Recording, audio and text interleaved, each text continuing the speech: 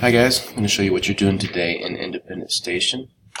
You are at the self-monitoring sheet right now. You've obviously already opened this one. You're watching the video. Great job. Make sure that you answer all those questions, that you're trying your best. If you need to rewind the video to get the answers, that's fine. Second link, you're going to go to Tinkercad here. And these are all of your options for tutorials. Remember, these ones down at the bottom are pretty easy. If it says the word circuit in it, this one, or this one, please don't do those ones. If you already have, I'll give you credit for them. We can't do the entire thing. You can only do 7 or 8 steps on those. So make sure that you're picking some that are difficult. These ones here have about 15 to 20 steps. Those are the biggest challenge. Down here are kind of medium steps. So if you've done most of these, you need to start up here. You'll definitely want to do some of these challenges before your 12 are done. But today, your goal is to get 9 or more.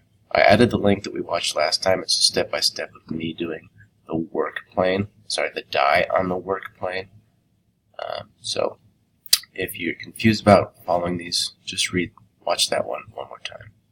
When you've done 9 or more tutorials, come here and click the Art Challenge. This is something we'll be working on for a month. This is a contest we're doing school-wide who can design the best cabinet projects. This will actually go on the street, and your parents, everyone who's walking by can see your awesome artwork. So please look through this, read all of the requirements here, and start sketching in your notebook.